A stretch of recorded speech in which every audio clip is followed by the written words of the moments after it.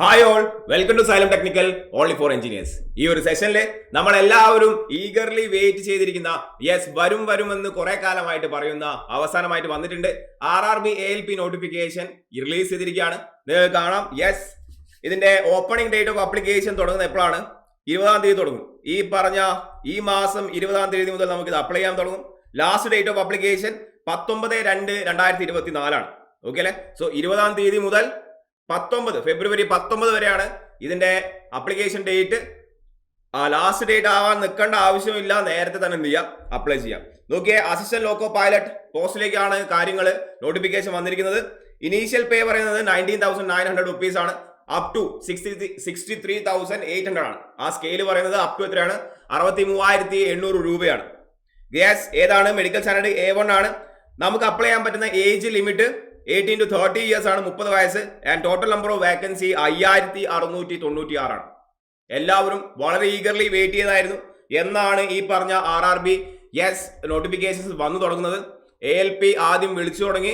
ഇനി ക്രമേണ ടൈമിനനുസരിച്ച്, ഇതിന്റെ തൊട്ടടുത്ത സമയത്തിനനുസരിച്ച് ബാക്കിയുള്ള എല്ലാ നോട്ടിഫിക്കേഷനും വരുന്നതായിരിക്കും. നോക്കിയേ, ഏജ് നമ്മൾ പറഞ്ഞു 18 മുതൽ 30 വയസ്സാണ്. ഇതിൽ ഏജ് റിലാക്സേഷൻ ഉണ്ട്. ഫോർ SC/ST കാൻഡിഡേറ്റ്സ് എത്രയാണ്? 5 വർഷം റിലാക്സേഷൻ അവൈലബിൾ ആണ്.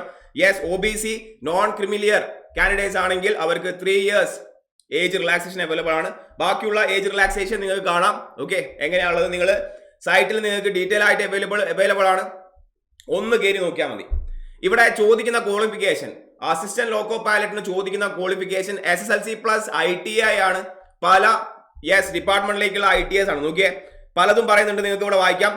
Fitter, electrician, instrument mechanic, milling maintenance, mechanic radio TV, mechanical diesel, heat engine, turner, machinist, ഇങ്ങനെ SSLC പ്ലസ് ITI ഇത്തരത്തിലുള്ള ക്വാളിഫിക്കേഷൻ ആണ് അടിസ്ഥാനപരമായി വേണ്ടത്.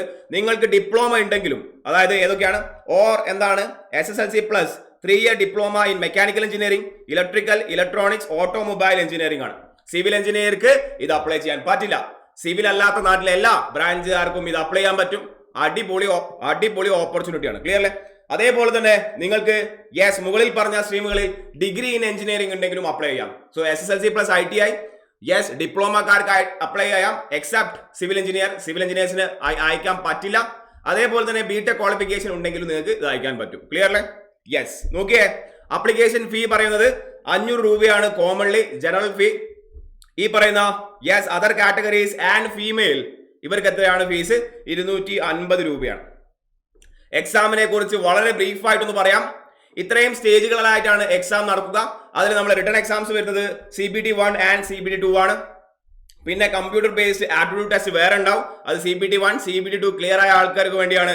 Then there is a document verification, then there is a medical examination. നമുക്ക് ആദ്യം concern ആവേണ്ട ആദ്യത്തെ 2 stages ആണ് CBT 1 ആൻഡ് CBT 2.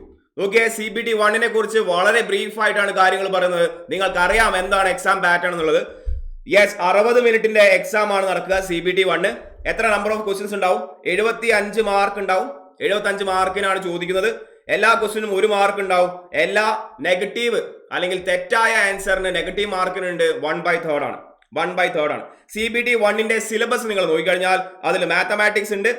നമ്മുടെ സാധാരണ ക്വാണ്ടിറ്റേറ്റീവ് ആൻഡ് റീസണിങ് ആപ്റ്റിറ്റ്യൂഡ് ആണ്.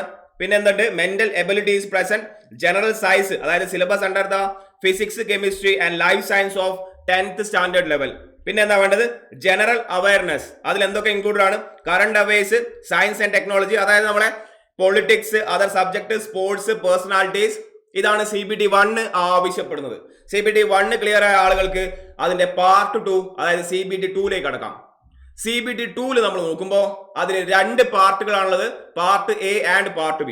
Okay, CBT 2 have 2 parts, part A and part B. അതിൽ പാർട്ട് എക്ക് സമയം 90 മിനിറ്റ് ആണ്. അതിലുണ്ടാവുന്ന നമ്പർ ഓഫ് ക്വസ്റ്റ്യൻസ് 100 ആണ്. അത് പാർട്ട് ബിക്ക് 60 മിനിറ്റ് ആണ്. നമ്പർ ഓഫ് ക്വസ്റ്റ്യൻസ് എത്രയാണ്? 75 ആണ്. നേരത്തെ പറഞ്ഞ പോലെ തന്നെ തെറ്റായ എല്ലാ ആൻസേഴ്സിനും 1/3 നെഗറ്റീവ് മാർക്ക് ഉണ്ടായിരിക്കുന്നതാണ്. Syllabus for the part A നിങ്ങൾ നോക്കുകയാണെങ്കിൽ, CBT 2ലെ പാർട്ട് A നമ്മൾ നോക്കുകയാണെങ്കിൽ അതിലും നേരത്തെ പറഞ്ഞ അതേ സിലബസ് ആണ്. നോക്കിയേ, മാത്തമാറ്റിക്സ്, അതായത് നമ്മളെ ജനറലി ചോദിക്കുന്ന ക്വാണ്ടിറ്റേറ്റീവ് ആൻഡ് റീസണിങ് ആപ്റ്റിറ്റ്യൂഡ്സ് ആണ്. പിന്നെ നമ്മുടെ ഇപ്പൊ പറഞ്ഞതുപോലെ തന്നെ ജനറൽ ഇന്റലിജൻസ് ആൻഡ് റീസണിങ്, ഇപ്പൊ പറഞ്ഞ സാധനം. Then basic science and engineering ആണ്. CBT 2ലെ പാർട്ട് A ആണ് പറയുന്നത്.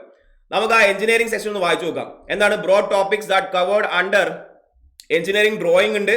ഓക്കെ, പിന്നെന്താണ് units and measurement, mass, weight, density, work, power, energy, speed and velocity, heat and temperature, basic electricity, levers, simple machines, occupational safety, health and എൻവയോൺമെന്റൽ education and IT literacy.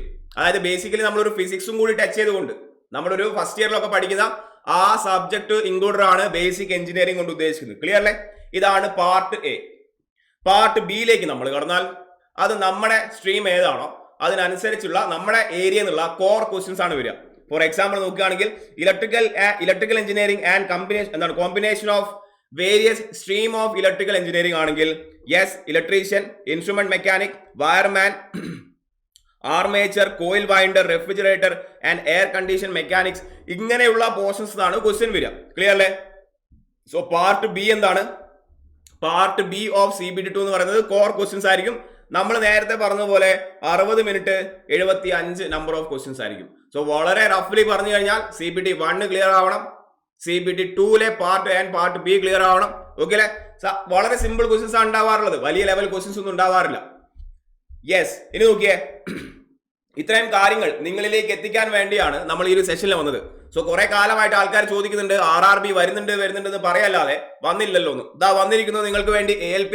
ഇതിന്റെ തുടർച്ച തന്നെയായിട്ട് ബാക്കിയുള്ള junior engineer പോസ്റ്റുകളിലേക്കുള്ള എല്ലാ നോട്ടിഫിക്കേഷനും വരുന്ന മാസങ്ങളിൽ വരുന്നതായിരിക്കും. സോ നമ്മുടെ പ്രിപ്പറേഷൻ ഇപ്പോഴേ തുടങ്ങാം സൈലം ടെക്നിക്കലിലൂടെ.